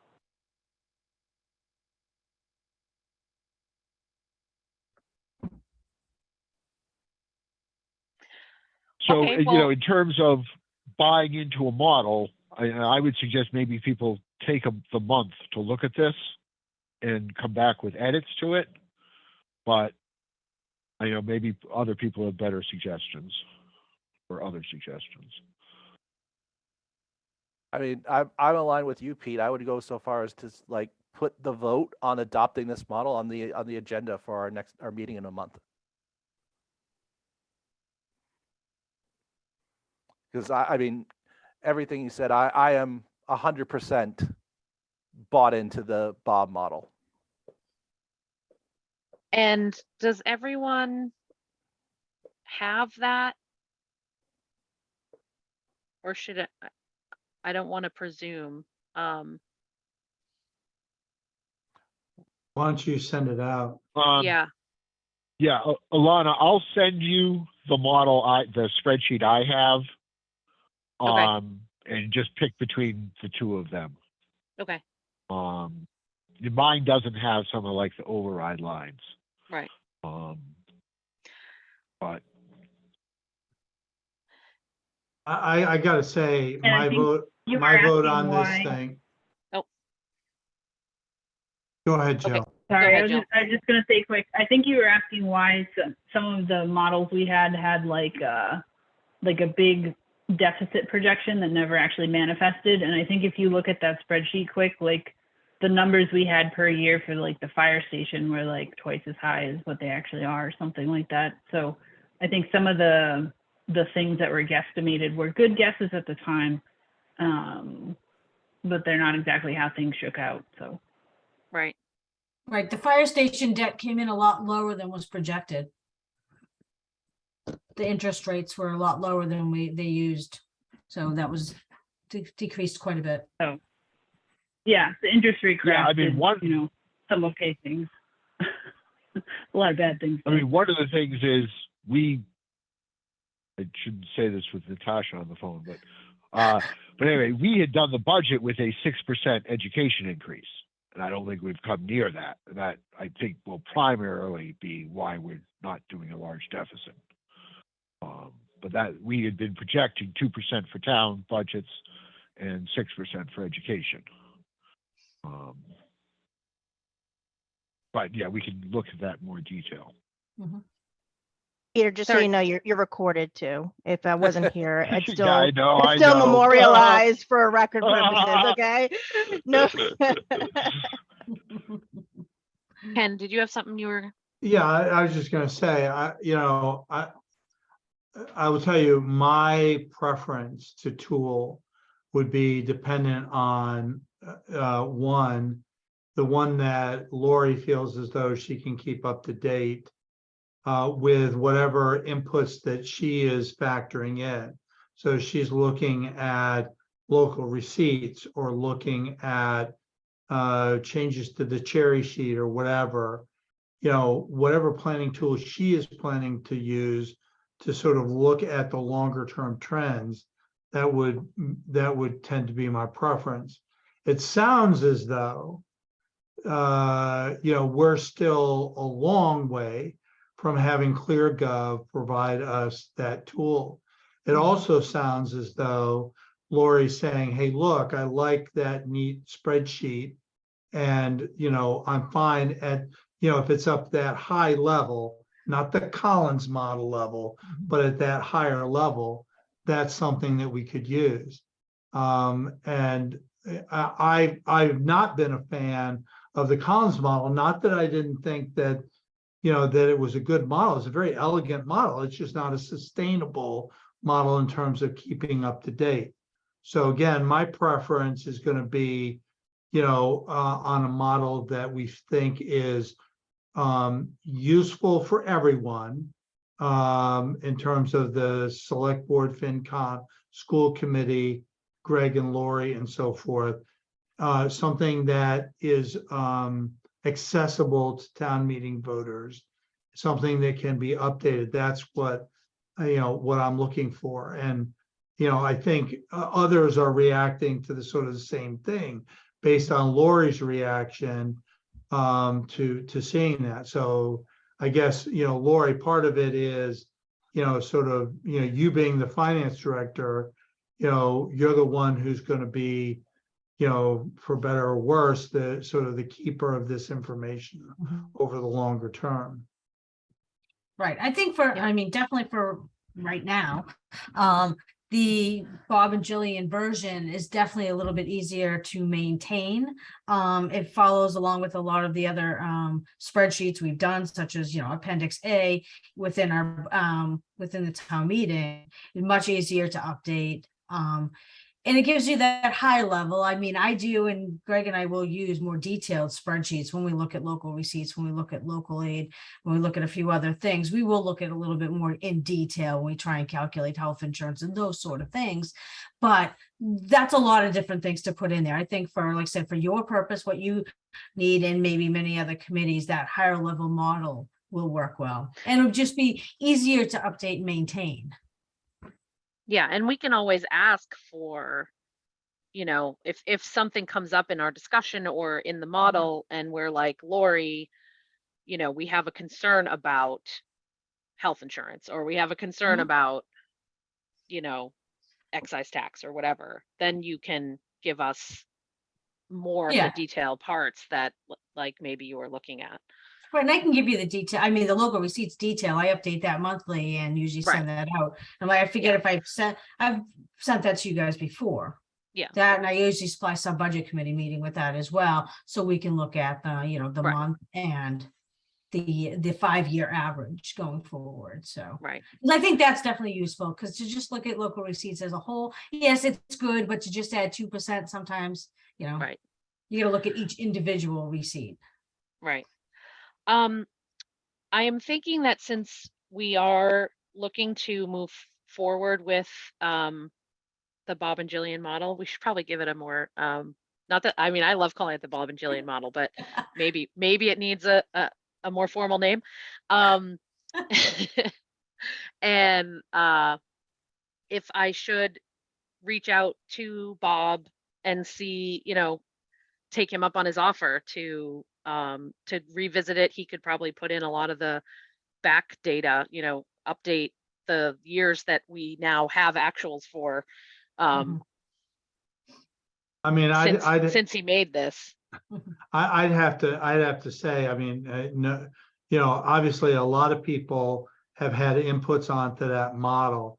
And Peter maybe, would be able to confirm this or, say no, but I think, Bob is the sort of the founding father of that model. There's certainly been a lot of people who have helped to move it forward, and certainly Jill had done a lot to try to make it more graphically again, I think graphics make it much more accessible to town meeting voter, but logically, I think that, and if that were the case, I mean, if you want to call it the McCarthy model, I think that would be certainly simpler. Okay. But again, Peter, But- I would defer to Peter. Might have a different, I have a deeper knowledge on that. Not really. I mean,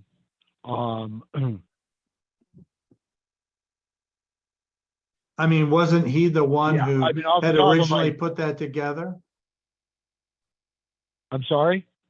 Wasn't Bob the Yeah. one who originally put the spreadsheet together? Because I think that spreadsheet goes back to the 2018. It was, yeah, it was someone. I mean, off the top of my head, I might call this the FinCom simple model. Well, I mean, I think Peter wants it called the Campbell model. No, if we call it the FinCom something, then the other we need the other boards to want to use it. So if we call it ours, they're going to be like, no. That also implies that there's a FinCom complex model. That's true. well, that's kind of the Collins model, but No, we had nothing. yeah, I don't have much to say about the name. We had nothing to do Yeah. with the Collins model. Okay, that was Yeah. not. Okay. That was. But I assume there are no objections to reaching out to Bob for just a little guidance and help updating and whatnot, since he offered, and many hands light work. Okay. All right.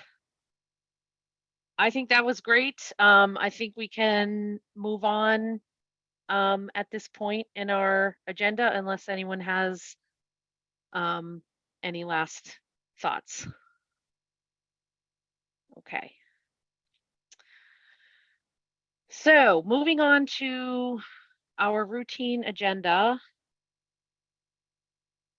We have minutes from our last meeting.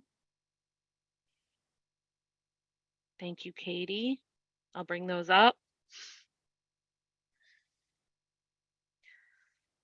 We'll get these squared away.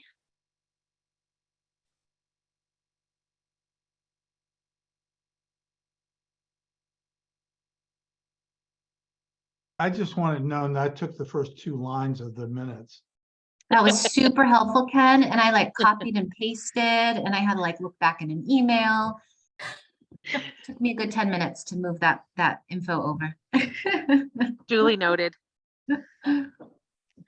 And sometimes it's hard, like when it's just a conversation, to not say, we had conversation about, but to add bits and pieces, but yet some detail might not be needed, and that's always No, been a struggle. absolutely. You have to walk a line. I mean, you're not, it's not, you're not a stenographer, and it's not about like capturing every, everything that was said. Yeah. Plus, we're recording our meetings now, Right, so if anyone right, wants to right. know everything that was said, they can go watch it. They used to be 1 pages, remember, Peter? Ooh, I didn't know I this. remember PJ's minutes. PJ's minutes were great. We had a meeting. Well, if Um, you've ever seen my minutes for when I take minutes on, where, I don't know, it's budget subcommittee or no, the other one, the Charter right. Review Commission. I have a Oh, lot of, we had discussion. yeah. Okay, so I'll entertain a motion. I'll move to approve the minutes of November 28th. Do I have a second? Second? Any further discussion? All right, then I will do a roll call vote. Kevin, Yes. Katie, Yes. Peter, Yes. Ken, Yes, Jillian, Yeah. and I'm a yes as well. Thank you. Moving on to updates, chair report and member updates. So I will start. What did I, okay, so first off, I have some not stellar news, which is that Danielle has resigned from our committee due to personal reasons and things. She gave her resignation to me this week. I want to thank her for her service, particularly recently, which involved the Collins model, and wish her well. And if she ever was interested in, coming back, if we had an open seat, I think she would be a valuable member to return if possible. So we are down a member right now. Haven't yet heard from the town moderator about it, but I'm sure we will soon. So there's that. The other update is the select board meeting this past week had a meeting with the project manager for the Green Meadow Building School project, and there were some concerns about some of the communication and some of the process that was going on. They were considering a vote, and Katie, correct me because you may know better. There was something was maybe going to be voted on December 19th, and the select board basically wasn't sure they were ready to move forward with that, and they would like to have some more discussion. So they've changed, the school building committee has changed their agenda for that day. If you're interested, I would recommend watching that select board meeting. I don't believe it's been posted on YouTube yet. I found that none of November even is posted. Oh, really? So I don't Okay. know if there's a backlog, but All right. yeah. We'll try to get that. Because Yeah. it definitely was kind of eye-opening to hear some of the select board members' perspectives on that whole process. And it's a big process. So And I'm sorry, vote by who on December, whatever? By the school building committee or by the select board? I believe they needed the select board because the school building committee is one thing, but I believe the select board is the ultimate like authority on Yes. moving this project forward at any step. So I believe the school building committee was going to come for a vote on, were you guys going to vote on the 19th? And so they basically Yes. backed it up and wanted the select board to vote on it and say they approved of it and then send it to the school building committee. And the Right. select board basically said, no. Right, right. And I felt that meeting was rushed too, in my opinion, but yeah. Yeah, so, As long as we're talking about this, sure. can we do a posted agenda thing? I mean, ideally, I think fairly soon on Okay. Green Meadow. And mostly, I think just for us to discuss it. And I don't want to, given the sensitivity, I mean, I thought some of the funding stuff was interesting and problematic. Mm-hmm. So I think it bears, you know, I don't even care that we have anybody else there. I think we should discuss it among ourselves and then figure out what we want for a next step. But I think there's some serious things there we need to talk about. Okay. Yeah, I would so- agree. I mean, certainly after listening in on that select board meeting, I was sort of like, okay, I think we need to make sure we're all on the same page and understanding what's going on. So I Yeah, would but agree schools with are you. gonna cost us a bloody fortune. Is the long and the short. I don't know what they were talking Yeah. about. I'll go look at their meeting, but that funding stuff is scary. Yep, and there was a little bit of, you know, they're pushing the square footage of what's even allowed by the by the MSBA per student. I think it was, there's a calculation. And it's just like, we need a 90,000 square foot building. There was a lot to unpack. And even where the So, building is falling regarding like retaining walls and hills and slope, like there's Oh, some yeah. safety issues as well. yes, there was some discussion that there hasn't been some great response or communication put, and it was, oh gosh, I'm forgetting what, or who spoke about this at the select board meeting as well. I know Chris Arsenault made some. That was it.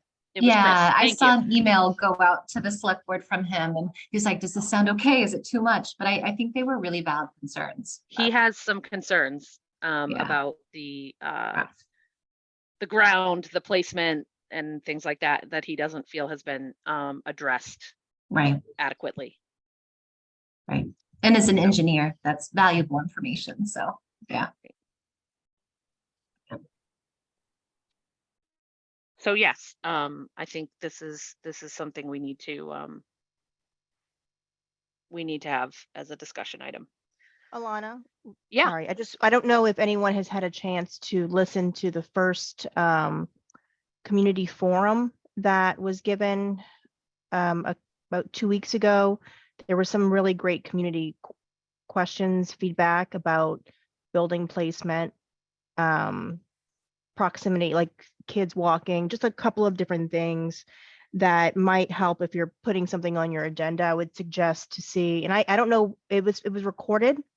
I'll look to see if it's on WAVM or where that might be, but we had talked in the school committee because I, had some other, my own questions and concerns. Some of it was about, is it too green? A couple of these different pieces. And actually Aaron he was there and gave his feedback. And I think a lot of us know Aaron from when he worked for the town, and he has obviously intimate knowledge of the buildings and facilities. So I just would suggest that maybe if we can get our hands on that, that might be another listening session. Yeah, that'd be good. Thank you. Yeah, to listen to kind of add, and I haven't listened to the select board meeting because I was at the school committee meeting, but it might add a little bit larger, conversation that of where are everyone's concerns in relation to that. Yeah, that would be great. Okay, I'll We'll look try to for it hunt that down. yeah, and see if I can direct that your way.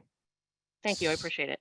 So, Alana, I have one question on this topic, and that is, does anyone in the town have a projection or does anyone in the town have a projection of what the financial impact would be if the article to approve the new Green Meadow School did not pass town meeting or was not brought before town meeting? Do we have any financial projection of what the financial impact it would be to keep that building alive? Yeah, that was scenario 1 or something in the, which the cost would do nothing, Right, but it was like really, renovate versus hybrid versus rebuild. That was a right. step. There was like, yeah, Okay. There's that, but I guess another thing to consider would be like, if we don't come to an agreement on the MSBA's timeline and somehow lose the MSBA reimbursement, that would certainly be something to consider. I don't know. I mean, it's not like an all or nothing. You can go back into their pipeline and, go for it again, kind of a situation, but We're at the back of the um, line. there's one, yeah. I think it's tough because I think we grapple with, having to go by their timelines and their rules and all of these things, because it's a large amount of money that they provide for their half, but it's also, it makes it challenging. So Yeah, wait, I think we should pause this discussion until the next meeting when we have a properly posted Sure. agenda item. Agreed. Can I just make a request to get Yeah. an email with that scenario 1, or actually all the scenario considered, or all that documentation? I think those are on the I'm sending an website. email in a little Yeah, bit. okay, And okay. I'll bump them to you all. I have actually the video as well from the recent Okay, great. meeting. right. So all right. So Thanks. that way I can come to this meeting fully Yeah, prepared and briefed. Absolutely. Yeah, no, totally. Because I think It's been a lot. how I'm going to lean on this issue is dependent upon what the financial impact of those various scenarios are going to be. Okay, I think that was, other updates from me, have been talking with other town staff and things to put them on our agendas. So far we are meeting with the school department on January 9th. And then on the 23rd, we are going to be meeting, this is January 23rd, we are going to be meeting with Greg and Lord, with the finance team, about the budget draft at that time. And then also meeting with Bill Nemser and speaking about the planning. What did I write? I have to go back and look at my email.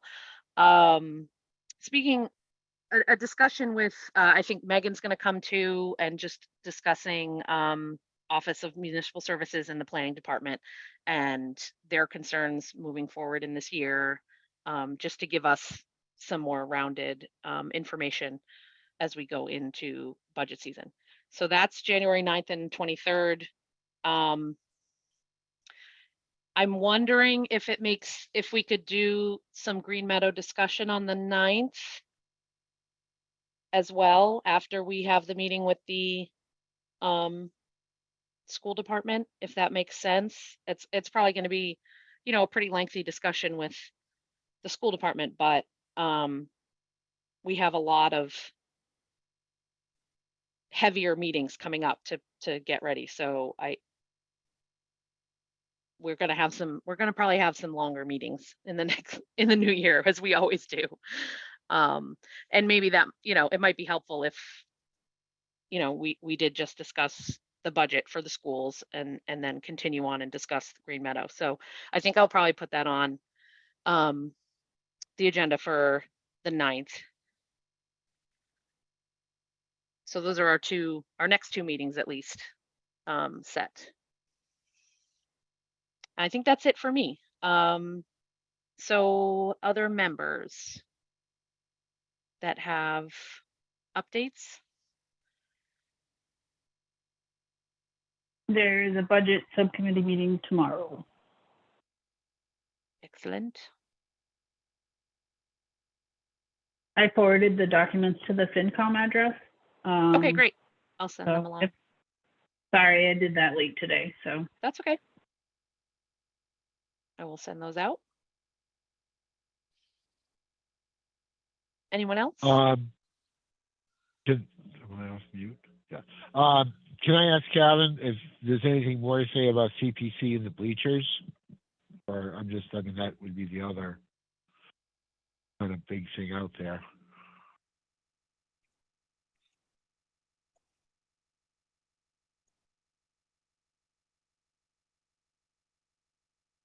I'd have to go look. Or I'm not maybe sure. next time. Yeah, I'm not sure. I can go look at the CPC agendas. I'm not sure if they touched on that. Yeah, that's fine. I could do that too. I Okay. just, that's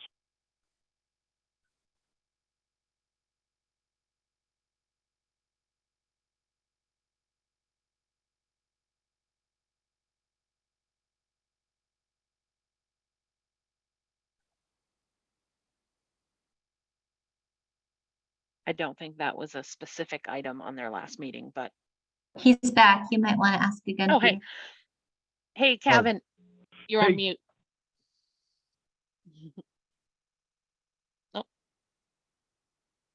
Hi, sorry, I had to step out. I was running, Oh, I that's was all right. running on a battery. I had to go No grab my problem. charger. Was there any discussion at the last CPC meeting? Peter was wondering anything further on bleachers or? I had to miss the last CPC meeting. It was my daughter's Okay. birthday. Oh, But that's a good reason. yeah, I'll have to, I'm gonna review the YouTube recording when it's posted. I was hoping it was gonna be posted before this meeting, but I did Yeah. not have that fortune. Yeah, that's all right. Everyone's busy. I think we're Okay. the WAVM postings are sometimes just a little bit behind depending on how busy they are at the school. And they all, as you may or may not all know about the Beacon Santa telethon. So that I'm certain took everybody's focus at WAVM this week. So I could tell you what they left off on.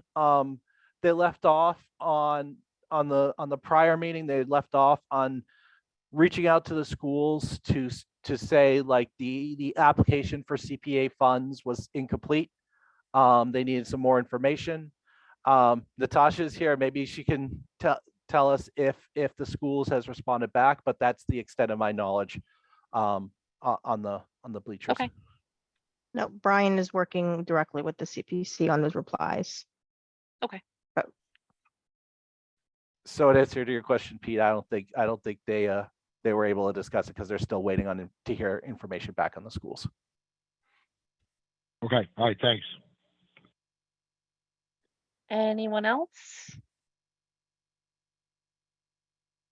Okay.